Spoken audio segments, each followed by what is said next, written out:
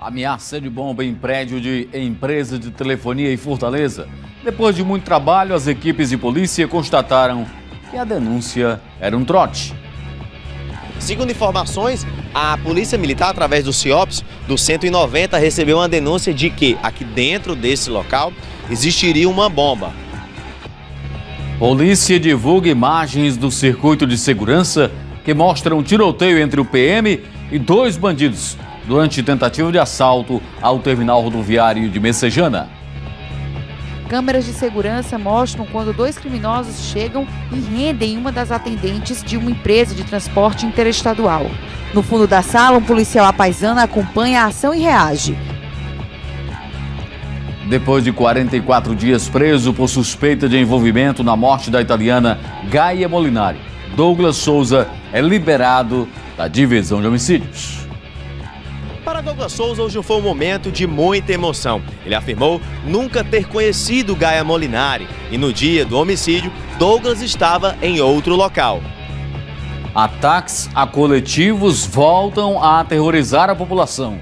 Em Pacatuba, bandidos incendiaram um ônibus e o motorista teve 70% do corpo queimado.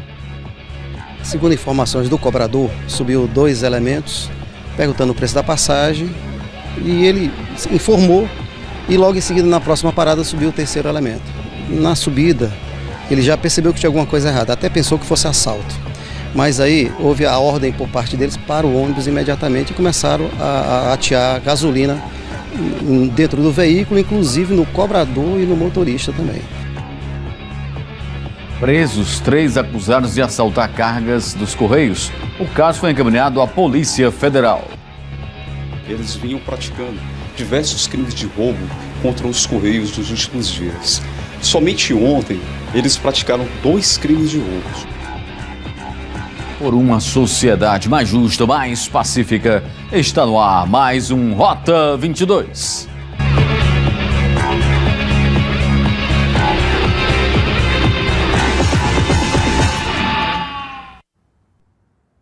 Permanece internado no Instituto Dr. José Frota o policial militar ferido durante assalto a uma empresa de transporte coletivo interestadual.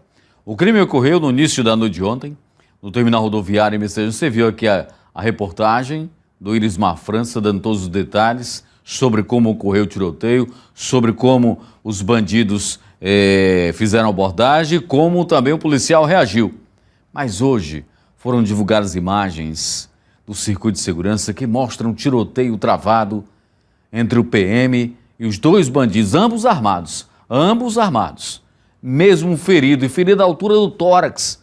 O policial consegue evitar o assalto e balear os dois bandidos. Isso é que eu chamo de herói. Você vê nas imagens ele ferido a bala e andando normalmente, sangue quente, ele andando normalmente, como se nada estivesse acontecendo. Dando realmente cumprimento ao seu dever de policial. Puxa vida, me orgulho muito da polícia quando eu vejo atos heróicos assim de policiais. Acompanhei, vamos lá. Um dia após os momentos de pânico, o atendimento voltou ao normal. As marcas do tiroteio foram cobertas para não atrair a atenção de usuários do terminal rodoviário de Messejana. Quem comprou passagens na tarde desta quarta-feira mal sabia o que tinha acontecido no dia anterior, mas quem estava lá não esquece. Estou aqui, mas aqui eu vi o meu rosto ali, né? De uma para outra, né? Só quer dizer que Deus guarda a gente, né? Mas do inimigo a gente se guarda, né? Todo mundo fica nervoso demais, né? Acaba estando longe já fica nervoso, por isso quem está perto, né? Você fica até prestando atenção quem entra, quem sai, né? Aí é um perigo grande, o cara fica de olho pra lá e pra cá, o cara pensa que acaba até com medo. Com medo não, tá acimado assim, não é? Né? O tiroteio dentro do terminal rodoviário de Messejana aconteceu às 6 horas da noite. Câmeras de segurança mostram quando dois criminosos chegam e rendem uma das atendentes de uma empresa de transporte interestadual. No fundo da sala, um policial à paisana acompanha a ação e reage. Na troca de tiros, 2 criminosos ficam baleados, mas o militar também sofre disparos. Um dos suspeitos consegue fugir, mas o outro é capturado. Durante o tiroteio, uma balconista também é atingida. Os 2 foram levados ao Frotinha de Messejana, enquanto o suspeito foi atendido no IJF. O outro envolvido conseguiu fugir com a ajuda de comparsas. A arma ficou logo em cima da mesa. Você vê que eles dois jogam a arma fora. Você vai ver, vamos ver imagens novamente, que mostram o momento em que os bandidos saem. Olha, chegaram, os bandidos chegam, não é? E anunciam o assalto. O policial está ali, já desconfiado, o policial, já desconfiado. Que pena você veja que quando o policial puxa a arma, parece que a arma engancha um pouco no cós. Olha, no momento aí, olha só. Agora, como é que esses bandidos não morreram na linha de frente assim do fogo? Ele atira direto, policial, atira direto, ó. E eles não morrem. Aí, por outro lado, por outra câmera, dá pra gente ver, olha, quando esse bandido sai, ele joga a arma fora. Quando o bandido sai, joga... Esse outro que está aí ferido, já acuado, ele jogou a arma no balcão quando ele pulou para dentro do balcão. Já jogou a arma fora. Olha a atitude do policial, gente. Olha a atitude do policial. Ferido, à altura do tórax, mas o bandido já rendido ali, ele não dá mais nenhum tiro. Essa é a atitude do policial. Essa é a atitude de um homem da lei. Porque se fosse um bandido, igual o outro, tinha matado ele ali. Tinha matado ele ali, porque foram eles que atiraram. Olha só o buraco da bala aí na camisa. Quer dizer, a bala transfixou o corpo do policial, transfixou. Passou de um lado para o outro. E ele andando normalmente. Que homem forte, hein, rapaz? Que homem forte, rapaz. Isso é que eu chamo de um policial herói, rapaz. Esse é que é um policial herói. Andando de um lado para o outro, liga o celular, vai chamar ajuda, vai chamar apoio, deve estar ligando para a polícia pedindo apoio, né? Nesse momento aí, vocês percebem que quando o bandido pula para o lado de dentro, ele já joga uma das armas, no sufoco. Ele já joga uma das armas, fica nesse balcãozinho aí, no fundo do vídeo. E o outro também joga a arma também. Olha, no momento que o policial reage, ele já solta a arma ali, ó. Soltou a arma já ali, ó. A arma já ficou em cima do balcão. Olha só. Tá vendo ali o revólver? Perto ali do mouse, em cima do balcão. O outro também jogou a arma lá, ó. Jogou a arma ali. Os dois já saem, já totalmente desarmados. E esse outro bandido que ficou, olha só, ferido no pé, foi ferido na perna, fraturou a perna dele por causa de um tiro. E o policial já pegou a arma ali. O policial já pegou a arma ali. E assim foi o tiroteio. Realmente um ato de heroísmo desse policial, de ter evitado esse assalto. Você viu que no momento em que ele reagia aos bandidos, ele não tinha nada para se proteger, nada. Ficou na frente atirando e recebendo bala, atirando e recebendo bala dos bandidos. Quer dizer, parabéns a esse policial, continua internado no IJF Centro. Tivemos informações de que ele não corre risco de morte, ainda bem, graças a Deus, mas foi uma atitude muito heróica, porque no momento que ele reagiu ao assalto dos bandidos, no momento que ele reagiu, ele não tinha como se defender, a não ser pela própria arma, mas não tinha nada para ficar sob a sua proteção, na sua proteção, para lhe proteger, nada, uma coluna, não tinha nada. Mesmo assim ele conseguiu evitar e os dois bandidos estão presos.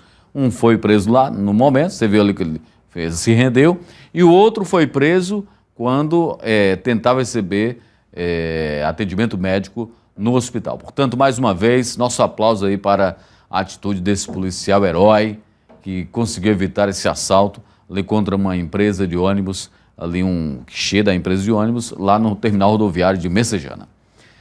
Está detido na divisão de homicídios e proteção à pessoa mais um suspeito de envolvimento no assassinato do policial civil Alisson Mendonça na última quarta-feira.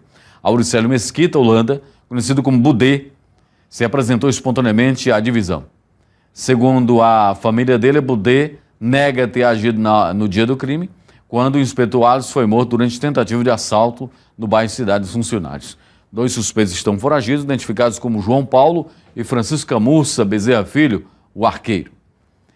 O policial militar, você viu nas imagens lá, ele foi encaminhado ao JF, ele passou por um processo de drenagem no tórax. Estou falando do policial militar que reagiu ao assalto lá no terminal rodoviário Messejana. E você vai ver agora informações quando o Leaben esteve lá no hospital de manhã. Acompanhei. O policial militar pertence ao 8º Batalhão e veio aqui para o IJF. Durante a noite ele passou por um procedimento simples de drenagem no tórax. O tiro teve entrada no peito do lado direito, passou entre as costelas e saiu nas costas. O militar passa bem e está sendo medicado. Outro policial militar foi baleado ontem. O subtenente da PM Ribeiro atendia a uma ocorrência em Mucambo, na região norte, quando foi atingido por um tiro de espingarda. O suspeito foi baleado durante um confronto com a polícia e morreu no local. O PM foi socorrido na Santa Casa de Sobral, onde permanece internado, mas não corre risco de morte.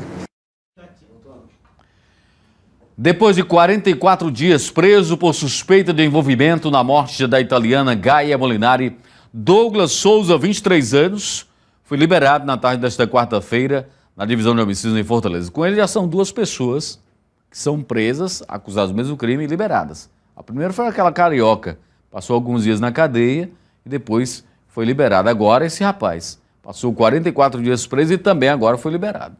A defesa dele, do Douglas, reuniu o material que ajudou na soltura do jovem, mas disse que o processo continua. Vamos lá. Na saída de Douglas do prédio da divisão de homicídios em Fortaleza, parentes e amigos aliviados e emocionados. O jovem estava detido desde o dia 30 de fevereiro por suspeita de envolvimento na morte da italiana Gaia Molinari.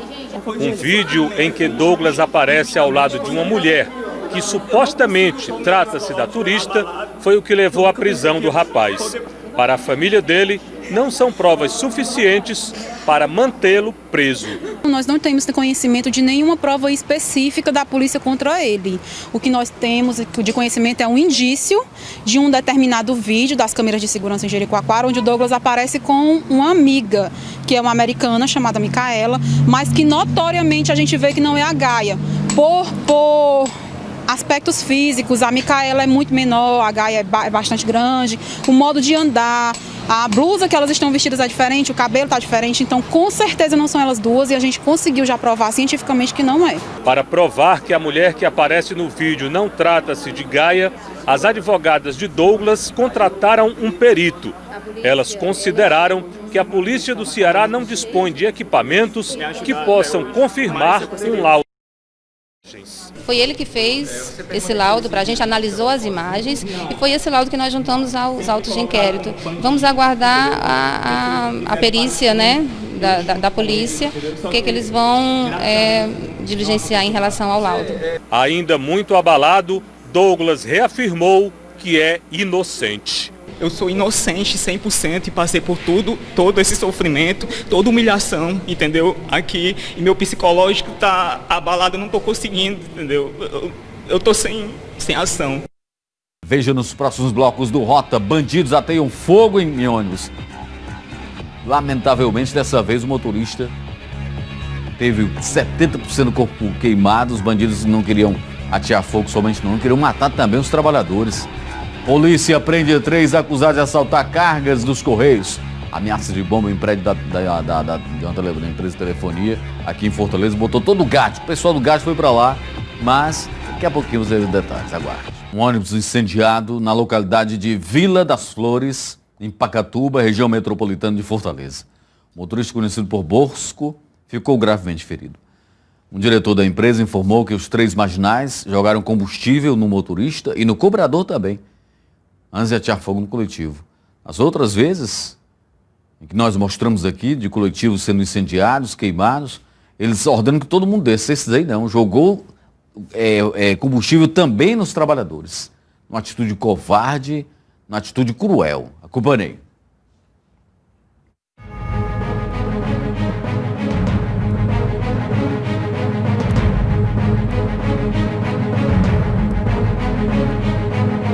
Essa é a situação do coletivo que faz a linha Olho d'Água, centro de Fortaleza, da empresa Via Metro. A situação aconteceu aqui na Avenida 2, no Conjunto Santa Marta, no Vila das Flores, que já faz parte de Pacatuba, né? 3 indivíduos deram sinal para o motorista para subir aqui nessa parada e logo após subirem, né, pediram para que as pessoas descessem se não quisessem morrer, pois começaram a jogar gasolina, né? Estavam portando 1 galão de gasolina e começaram a jogar dentro do coletivo e logo em seguida atearam fogo dentro do ônibus, né? Infelizmente a situação foi mais grave por conta de o motorista, né? O motorista do coletivo ter ficado lesionado, cerca de 70% do corpo queimado. O mesmo foi socorrido para o hospital aqui mesmo de Maracanaú e por conta da gravidade das lesões no qual ele acabou sofrendo, foi transferido para o Centro de Referência de Queimados no IJF Centro, né, no centro de Fortaleza. A gente percebe que a estrutura do ônibus ficou totalmente danificada, uma perda total, mas quem perde mesmo nessa situação é a população, primeiramente porque fica amedrontado em utilizar esse tipo de transporte mediante essas ações criminosas que são realizadas por esses indivíduos. né, como as informações que nós coletamos aqui no local, que realmente foram 3 homens que subiram, né, existia até uma suspeita por parte do cobrador que tratava-se de um assalto pela forma no qual eles estavam fazendo algumas perguntas, mas logo após subirem já, né, pedindo para que as pessoas descendo e com um tom de ameaça, né, informando que se quem não quisesse morrer, descesse logo, porque senão também seriam incendiadas juntamente com o ônibus. Foi o que infelizmente aconteceu com o motorista, né, que como nós afirmamos, acabou ficando ferido, o senhor conhecido como Bosco, né? Nós não temos o detalhe da identificação completa do mesmo, é Bosco, um senhor de 40 anos de idade, que já trabalha um certo tempo nessa empresa, né? A empresa Via Metro, que tinha essa linha de ônibus aqui que faz Olho d'Água, centro de Fortaleza. Nosso cinegrafista Antônio José mostrando aqui os detalhes da destruição por conta do fogo que acabou consumindo o coletivo, né? As pessoas aqui ficaram assustadas com a situação, principalmente, lógico,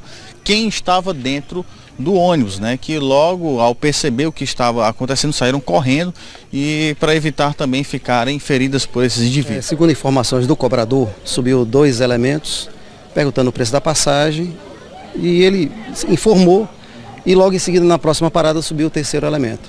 Na subida ele já percebeu que tinha alguma coisa errada, até pensou que fosse assalto. Mas aí houve a ordem por parte deles para o ônibus imediatamente e começaram a atear gasolina dentro do veículo, inclusive no cobrador e no motorista também. Então, a maior causa que a gente acredita que foi uma situação muito criminosa é porque atearam fogo. O motorista ainda estava descendo do veículo, aonde ele teve o corpo incendiado a parte das costas, inclusive teve queimaduras de 2º grau, já está, graças a Deus, medicado, está consciente. Mas foi uma situação, acredito eu, desesperadora, tanto para os poucos passageiros que tinha, mas para os profissionais que se encontravam trabalhando nesse momento. Ele foi socorrido para qual hospital? Inicialmente para o hospital de Maracanã, mas como a situação dele estava muito queimada, levaram para o Frotão. Ele é conhecido como Bosco. Ele o nome de escala dele é Bosco, é um motorista que está com a gente há mais de 4 anos, é um bom profissional. É lamentável a gente ver um profissional trabalhando no momento desse, ter uma situação dessa onde as pessoas vêm com esse intuito e não valoriza a vida humana. Muito além da questão do patrimônio da empresa, que também, apesar dos danos, né, o pior é a questão dos funcionários e dos próprios usuários, né, do transporte público. Essa é a maior irresponsabilidade que nós entendemos neste caso. É ele atear fogo com pessoas ainda dentro do veículo. O ônibus ele possui sistema de circuito interno, né, de segurança, e deve ter flagrado toda a ação. Mas infelizmente com o calor, todo o equipamento ele foi derretido. Não existe. Nós viemos com essa intenção, porque se caso tivesse essas imagens, seria, claro, divulgadas imediatamente. O cobrador chegou a informar se eles teriam comentado no momento da ação o que poderia ter motivado essa situação? Eles citaram o PCC, mas é uma situação que cabe à polícia investigar. Se você que estava dentro do ônibus reconhece os marginais, tem alguma informação, é importante que entre em contato via o Disque Denúncia 181 e assim você passará informações privilegiadas para a polícia e ajudará a tirar esses indivíduos perigosos de circulação, né? Até mesmo pelo que eles informaram, existe a possibilidade de fazerem parte de uma quadrilha organizada e isso ser apenas a ponta do iceberg. Ali o carro da perícia acaba de chegar também para que possa dar início ao trabalho. Um reboque também está chegando para que após o trabalho pericial o veículo possa ser retirado e a via novamente liberada para o tráfego de veículos aqui na Avenida 2, no conjunto Santa Marta, Vila das Flores, já em Pacatuba, região metropolitana de Fortaleza.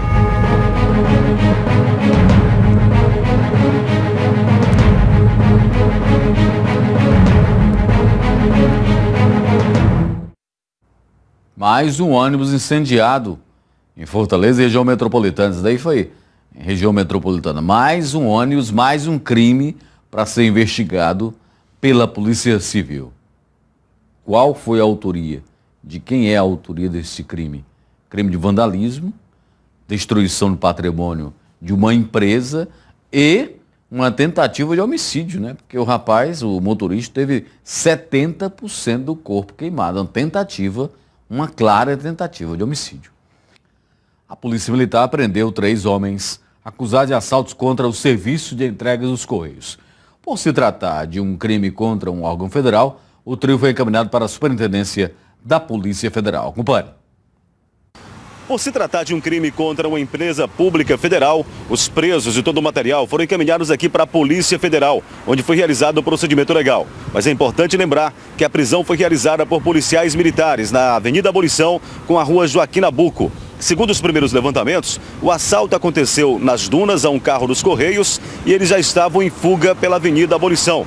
Também a polícia levantou que o trio que mora na Serrinha também estava em um flat alugado exatamente na praia de Iracema. Toda essa investigação já vinha sendo realizada. Quando os indivíduos realizaram o assalto, a Polícia Militar foi comunicada via CIOPS e os policiais do motopatrulhamento da Polícia Militar, a Unidade de Segurança 1, acabou fazendo a abordagem na Avenida Abolição. A abordagem foi precisa e todo o material foi recuperado. Aqui na cela do delegado da Polícia Federal, você observa agora as fotos dos acusados. Esse primeiro que aparece no detalhe é o Francisco Jefferson da Silva Souza. Inclusive, contra ele, pesa o mandado de prisão em aberto. Ao lado dele, de boné, o Felipe Rocha da Silva. E o outro, o terceiro envolvido na quadrilha, o Neilton Martins Portela. Aqui no detalhe, olha só, foto do material apreendido, cerca de 80 caixas dos Correios, de 2 assaltos que eles realizaram, um no José Walter e outro na Abolição, inclusive utilizando um Corolla de cor prata de placas clonadas. Eu vou conversar agora com o delegado Cláudio Carvalho da Polícia Federal, que esteve à frente do flagrante. Doutor, policiais militares, numa ação pronta e evidentemente eficaz, conseguiram tirá-los de circulação. Muito bem, esses indivíduos, segundo informações que nós temos, eles vinham praticando diversos crimes de roubo contra os Correios nos últimos dias. Somente ontem, eles praticaram 2 crimes de roubo. Um por volta das 11h30 no conjunto Zé Walter, contra um funcionário da agência franqueada da Pajuçara. Não satisfeitos, às 14 horas, eles praticaram outro crime de roubo contra outro carteiro dos Correios. Mas, como a Polícia Militar já estava avisada da presença desses indivíduos praticando tais delitos, de imediato partiram em perseguição aos assaltantes.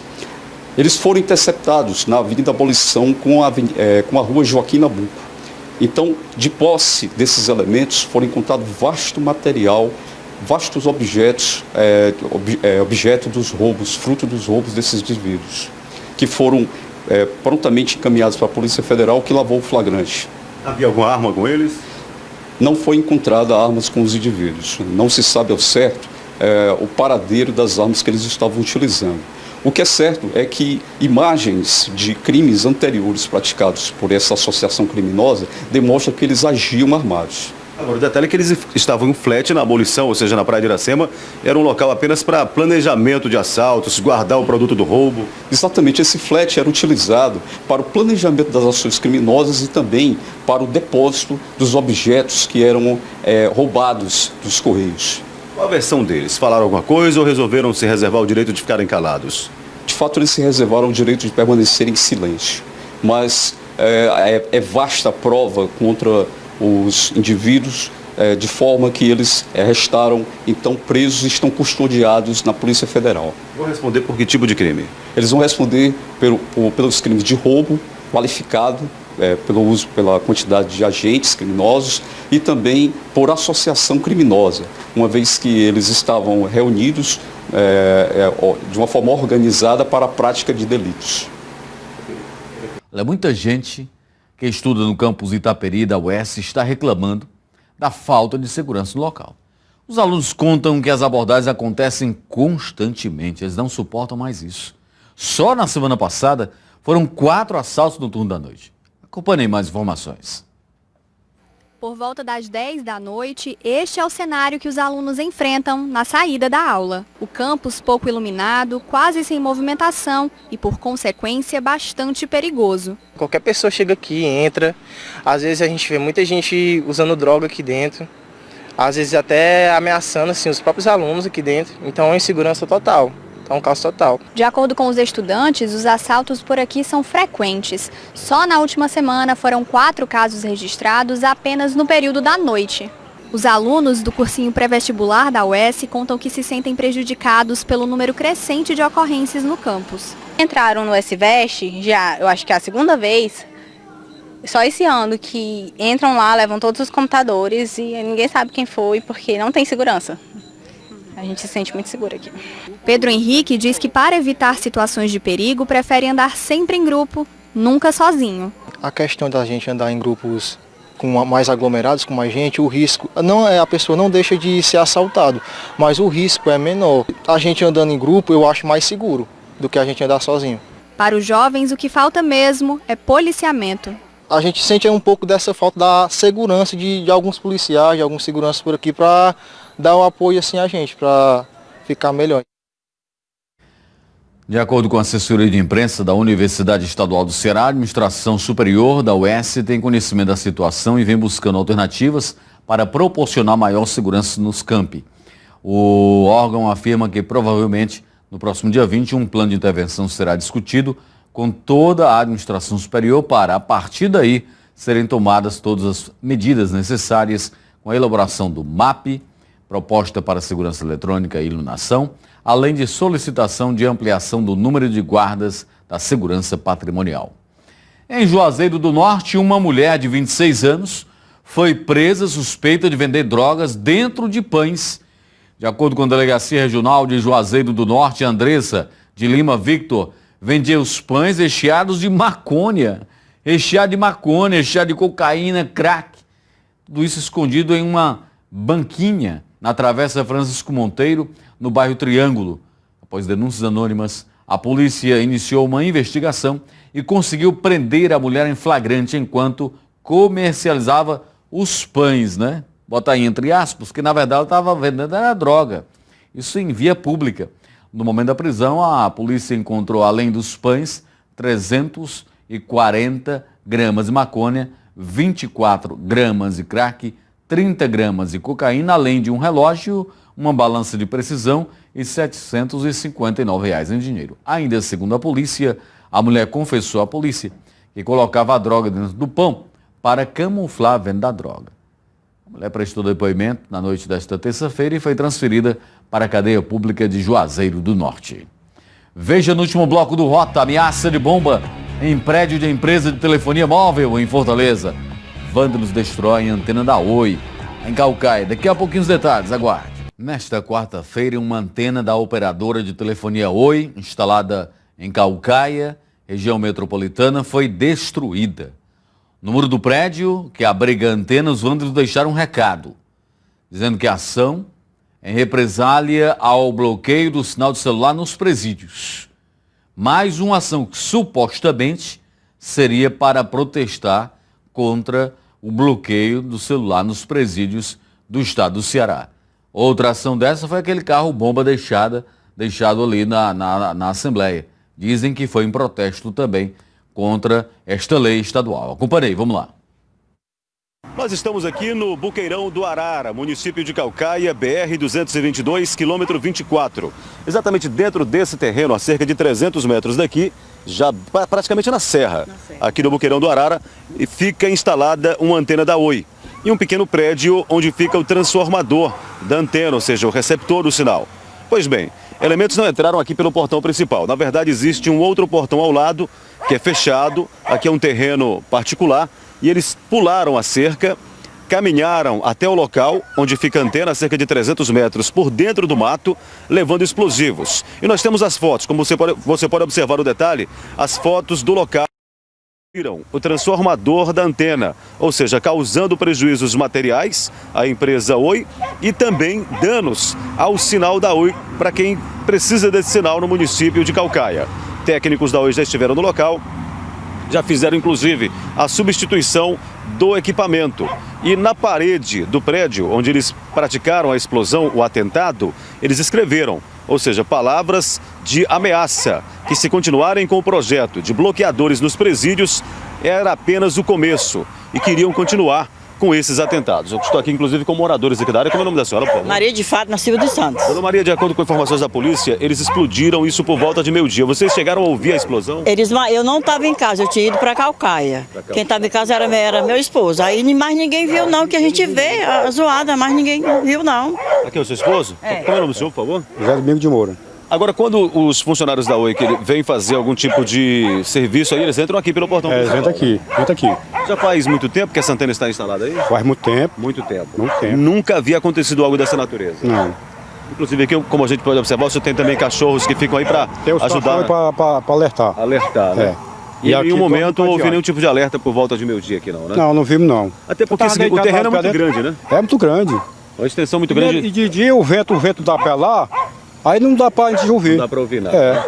Portanto, é um terreno muito grande, muito espaçoso e, na verdade, eles não vieram aqui pelo portão principal. Repito, pularam a cerca, foram a pé até o local. É importante lembrar que não tem vigia no local e, evidentemente, tiveram uma certa facilidade ao acesso até o local.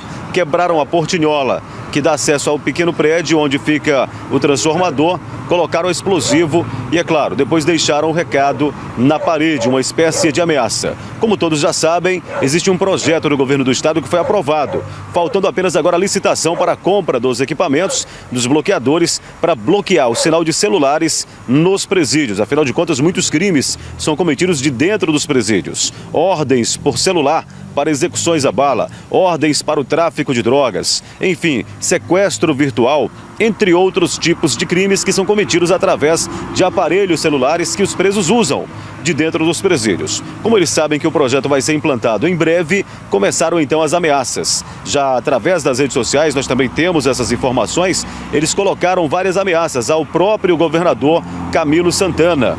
E agora, os atentados contra a empresa Oi. Já aqui em Fortaleza, no prédio da mesma empresa de telefonia, a Oi, uma ameaça de bomba. A suposta ocorrência levou várias equipes da polícia a campo. Felizmente, a denúncia era um trote. Acompanhei.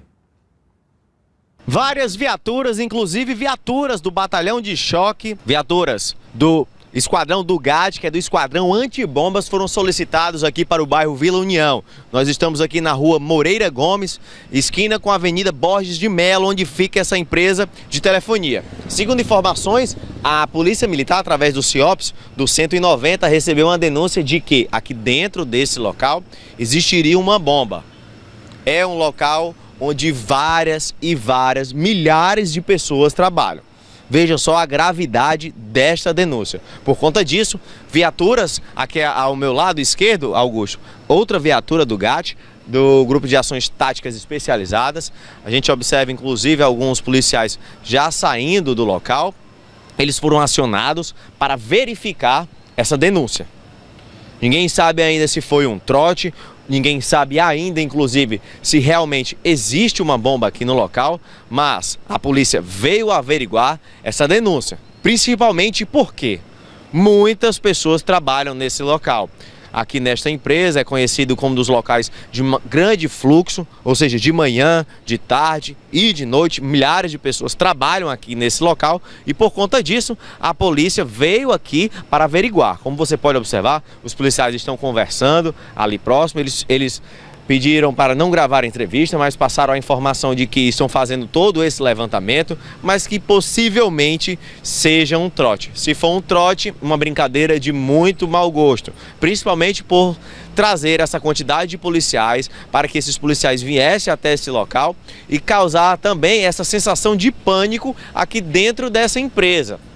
As pessoas preferiram não gravar também, nossa equipe de reportagem tentou conversar com algumas pessoas que trabalham aqui nessa empresa e eles pediram, e eles chegaram a falar que não queriam gravar. Estão apavorados com essa denúncia, porque realmente se existisse uma bomba aqui dentro, seria uma tragédia, uma verdadeira tragédia. Mas a polícia foi acionada, a polícia veio até o local e está fazendo os devidos levantamentos para saber realmente o que está acontecendo, para saber se realmente essa denúncia procede ou se foi mais um trote que a Polícia Militar recebeu, onde todas essas viaturas tiveram que vir ao local para verificar. Outra informação que nossa equipe de reportagem acabou de receber foi de que o Esquadrão Antibombas realmente pediu a evacuação das pessoas do prédio, pediu que todos se retirassem.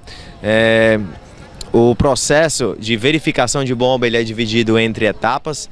Na primeira etapa, o Esquadrão Antibombas verificou essa suposta denúncia de que no terceiro andar, onde se encontra a maior aglomeração de pessoas, existiria essa bomba.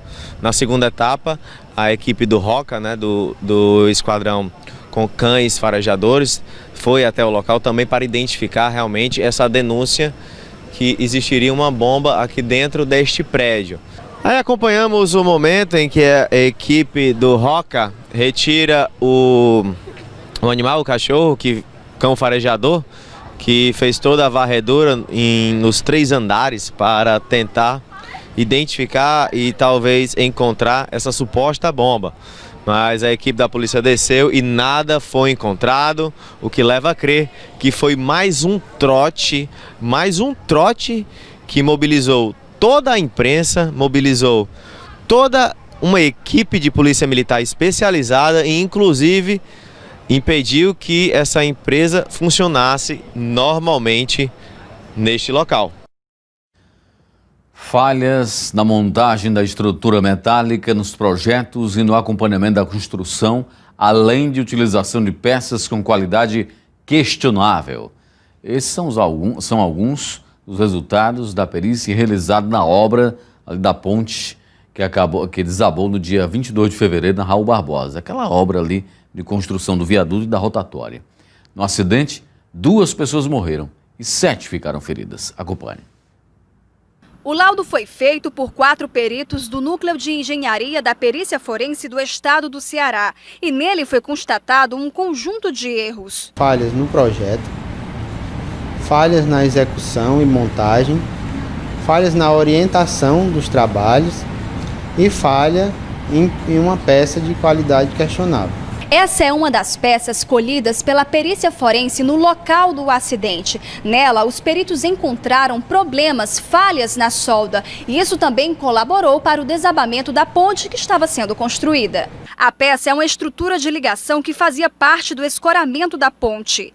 Se essas falhas não tivessem acontecido, o desabamento da ponte, que deixou 2 pessoas mortas e 7 feridas, no dia 22 de fevereiro, não teria acontecido. O laudo era para ter ficado pronto 30 dias após o acidente, mas o trabalho só foi finalizado nesta segunda-feira. Existiu uma dilação de prazo que a gente pediu para a delegacia, porque alguns projetos e relatórios que a gente pediu demoraram para chegar, porque a gente pede ao delegado e o delegado pede às construtoras. Então esse tempo de envio é que causou mais demora. A análise já foi entregue ao delegado responsável pela investigação. Agora o delegado vai fazer o relatório dele e enviar para a justiça, indiciando quem ele acha que deve ou não. O Rota 22 termina aqui agradecendo a sua audiência. Muito obrigado para você, boa noite, um abraço e até amanhã, se Deus quiser.